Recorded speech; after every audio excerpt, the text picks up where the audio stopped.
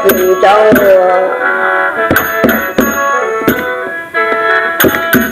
ทำไมหมอใจเราไม่เจ้าอันยันเดียวคิดเป็นห่วงเธอสายใจคิดเป็นห่วงอยู่บ่เร็วคอยเป็นเที่ยวอยู่บ่ไหวนอนหากันเลยนอนคืนนี้กลางคืนนี้แต่หากกลางเว้นได้แต่จม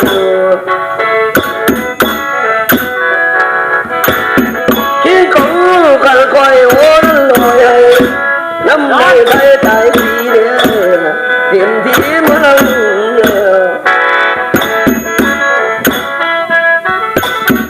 สายใจสาวบ้านนาคำจวงปันคอยโอนโอยอันน้ำที่ตายตั้งแต่เก่าเนี่ยเฮ้ยนอนหาว่าคอยโอนโอยหักน้ำเจ้าผู้บุญบัวเนี่ย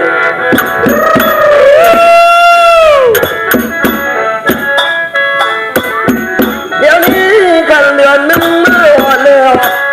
อันหัวลบมาพัดเอาสายใจยากแต่สายโบราณเนี่ยคันคอยตอดเขาให้หนาวสะบั้นสั่นลง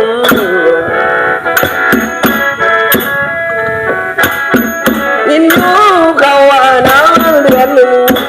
เจ้าผัดอ้างต่อเถียงโบ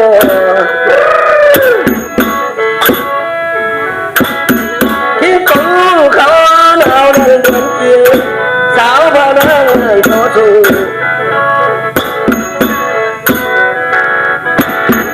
แล้วหาบ้านละสายโบราณเนี่ยคอยนี่อึดโตอยากสู้ให้เที่ยวคู่นั่งกะบ่ได้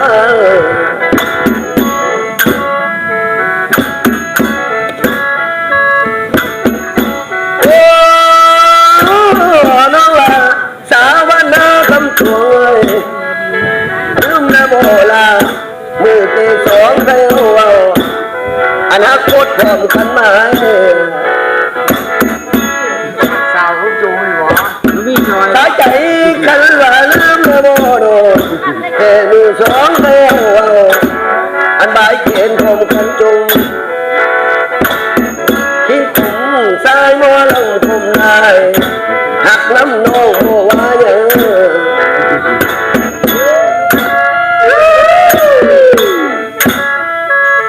หมายความว่าผู้นั้นบอกนอละมาน้าก็ปวงเพลงสีใจป่าชุงอยากพออันเห็นน้องคอยจะมาดอก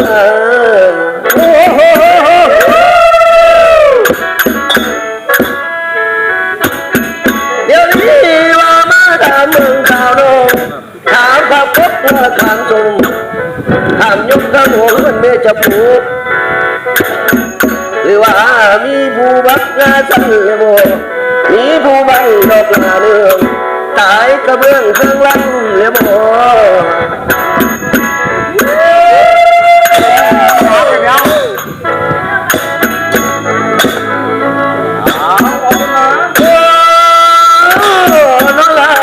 สาวบ้านนาคำจวงไอ้ปีนห่วงลงอันนี้ท่วงผิดกระโดดตายแล้วน้องลาว่าแต่พัดฉันสาวหน้าคำจวงนี่มือใดได้แต่เล่นหักเล่นไหนได้จะเป่าคิดคุ้มว่ามือนั้นดอกปุ่มนี้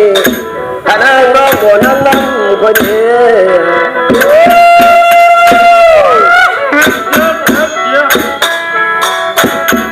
สายใจจังว่าตุ้มบ่รันเนอันนี้ทางไทยเดือ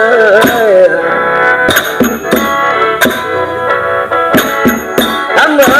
ขันว่าตุ้มบ่รันเนเจ้าผู้เฮือดอกทั้งใจขันน้องตุ้มนั้นบ่ได้สีไหลให้แค่ใบ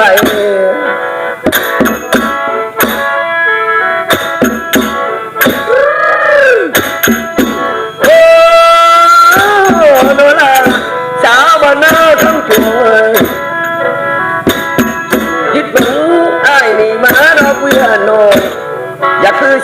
กเงินไว้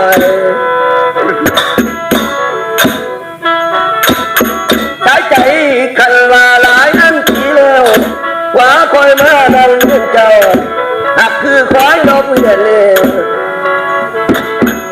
เดี๋ยวนี้จนมาฮอดนั้นนี่คันว่าเป็นนกเพลงเพลง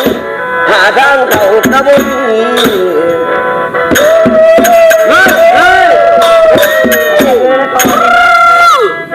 ให้ประชาชนนั้นมีปากเด้อ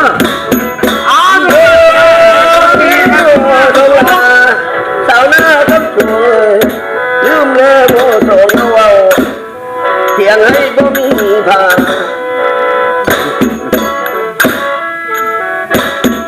วันตาลืมเล่โมโสงเอา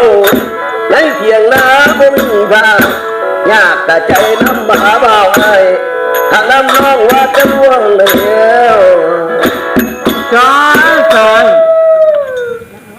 จอยก่อนโอเคเร็วหน่อยผมวิ่งไปพูดได้ก็ตายฮะอันนี้ก็ว่าซอยพี่น้องพังซอยเป็นบ่นกจิตแต้ดินความไปไผ่อยากฟังหมอลำยุกไม่ให้มานะโฮมอยู่กันนี่เด้อพี่น้องนี่ก็ว่าซอยจะให้ซอยเอ้ยคนที่เข้าเลยอ่ะพอแล้วไปใส่อยู่เงินเจ้าซับ โอ้ยจุ๊บ โอ้น้องลาให้น้องคิดนั่นเด้อ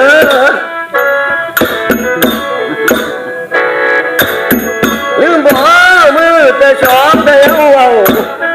เอาจนสิได้เลยเดี๋ยวนี้จนมาฮอดนั่นนี่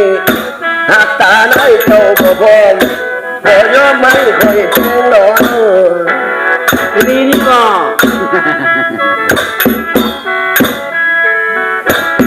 เด็กก้อนว่าใส่ตัวสาวหน้าขับตัวนี้เป็นอย่างสาวพนังโนมาขายเป็นอย่างเด็กบ่ชวนเศร้าดีทำเอ้ยคันลาโนบ่เอาอ้ายเป็นอย่างเด็กบ่ชวนยาปีสีมาเว้าได้ไหมโอ้น้องปันไหนจังไหนสอนพนังลาอยู่สุดเลย